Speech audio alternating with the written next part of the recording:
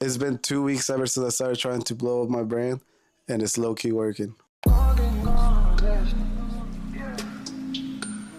hit the club and it's cups full of jealous. We in the bag and we mugging a deal. And I'm in a bad bitch and I got in a deal. Oh yeah, I'm still saying. So I'm not gonna be making a video every single day because I can't do a video every single day. I'm just gonna be doing a video every week, recapping what I did with that last week and telling y'all if it worked or if it didn't work or what progress I saw for it. But last video, one of you guys actually left a comment. So the person was asking, I would love to hear your idea about you talking about printing and shipping and about print on demand. So let me answer the question for y'all. Print on demand is not good if you're trying to do, like, you can't find pants and shirts and stuff like that with different textures. You're limited, your creativity is limited with print on demand because you have to go based off the catalog that they have in the website depending who it is, right? But if you do more of like you find a manufacturer through Alibaba or AliExpress or whatever, or you were the one making the clothes, then you have a little more possibilities to add diamonds and stuff like that. But it also depends on what you want to do. If you want to do, like, for example, like a gaming store or a gaming clothing brand, you can get you can do print on demand because then you can get a blank shirt and a picture of whatever like design you did, and that's it. You don't have to go crazy at first. But I guess that's the same thing with any other brand. But me personally, I've always liked getting manufacturers because I get to test out the material. You can, I'll put some pictures up right now of the conversations that I've had with my manufacturers.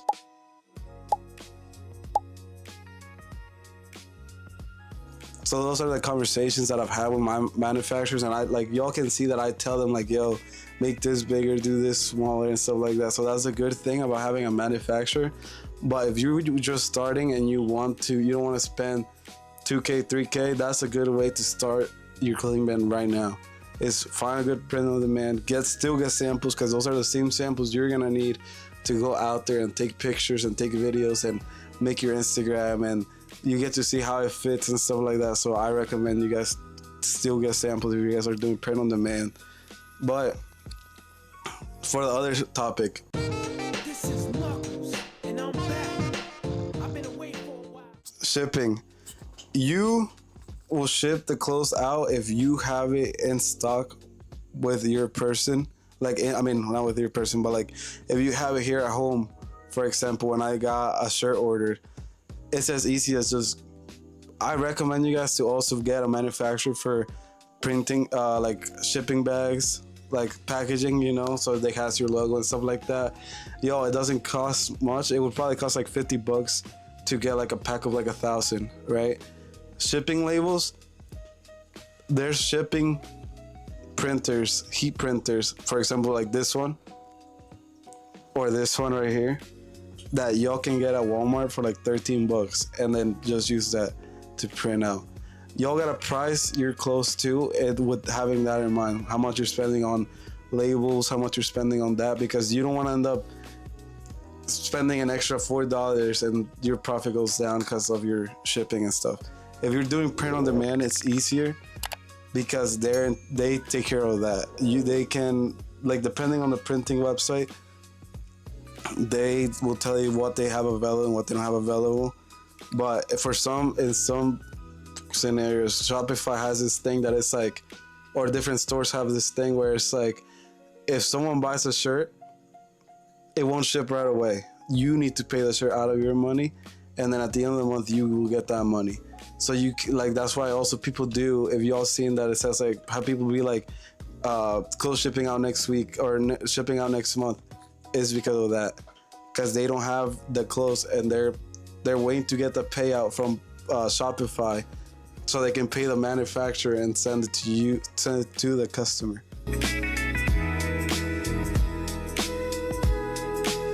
Printing, depending on how you want to print your clothes, it's all up to y'all. If y'all want to do like that whole bleach bleach on shirt on design thing, y'all can do that. If y'all want to get a screen printing thing, y'all can do that. I tried doing that. I didn't like that personally, just saying. But y'all can do pretty much whatever you guys want, but I recommend get a manufacturer. So hopefully that answered your question. I don't know. Let me see if he said anything else. So he said that he's scared of investing, or he's scared of losing that money, which is understandable, y'all. It's kind of hard, like, because most people, it might not work. It all depends on you, right? What your ideas and how you sponsor it. I know of people that have bought clothes literally with just big big words on it. Like, you don't need to like come out with the crazy stuff. It's all about marketing. For example, I'll show you guys some clothes that I think that shouldn't be selling, that shouldn't be as big as they are, but they are big because of the marketing. Like, no one should be buying that, but just because of marketing, people buy anyways, and they're making money. So to me, what I think in my head, right, is it doesn't matter if it works or it doesn't work. You still got those ideas out, and at the end of the day, that's what life is. You're creating. That's why that's why the designers are designers. You're designing something, people are gonna wear it, and if no one buys it, even if you have 0 sales, bro, give it to a friend, give it to somebody. You can't give up on that just because it didn't work out the first time. It's never gonna work out the first time unless you get like hella lucky, but that's why we gotta keep trying, yo. I'll tell y'all about what I did last week. So because of my drop is Japanese inspired, I decided to take a little trip to my local, it's like a museum plant thing, but it's like they open up a new exhibition that is bonsai trees and inspired me. I'll put some pictures of what the pictures that I took that kind of inspired me, and that show what I want to add into the brand and what I was telling you guys with the drop, like with the textures and the waviness and stuff like that.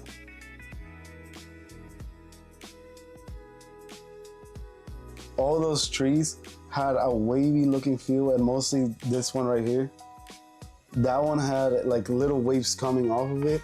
So then that also like shows me like even with Japanese nature, there's still that texture that is like the waviness and that like the separation of the leaves and stuff like that. I also went to a lily garden that kind of like, I'm not gonna lie to you, I didn't get much from that, I'm not even gonna lie, but like still the vibe of it was all getting Japanese, and sometimes you gotta surround yourself with that, because how Virgil said in this interview, which I agree with.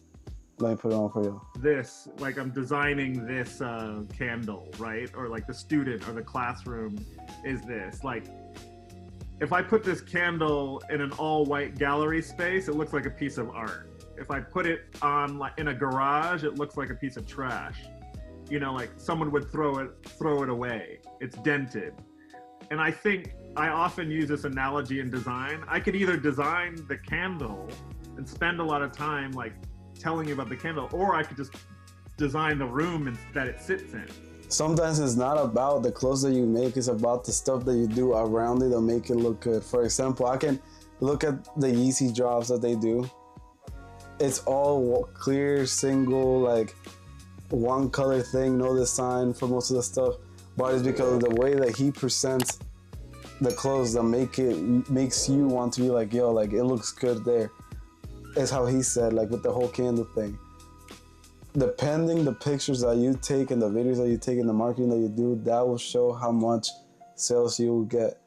Also, last week I was posting stories. I've been posting even just pictures of like the stuff that I showed you guys last week about the Japanese art and stuff. I got a sale last week, but it was from a friend. The clothes literally just got here today at his house.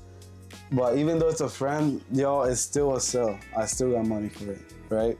Like last week when I showed up to my old job and I had my shirt on, these two people that were there asked me if it was Hellstar.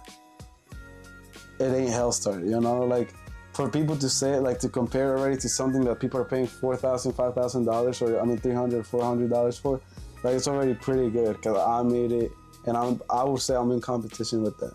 So let's see the progress of the Instagram. That's how I told you I'm gonna keep everything hella real. I'm not gonna be adding no numbers or like, you know, like buying followers or nothing. This how y'all know that I'm being for real about it. But I'm not editing nothing. We went from 85 followers to 84 followers. So we lost a follower. No big deal. We're gonna get another 100 back. We just gotta find out how, and we gotta do it together.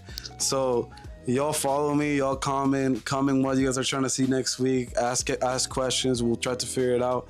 Y'all, I am doing research for y'all pretty much of how to do, and y'all, we can test out the methods together. Like at the end of the day, we're all competition in this little thing. Because if I blow up, y'all might not blow up. If you blow up, he might not blow up. If he blows up, we might not blow up together. But hopefully it works out for all of us watching this video. Follow, subscribe, comment, and I'll see y'all next week. This is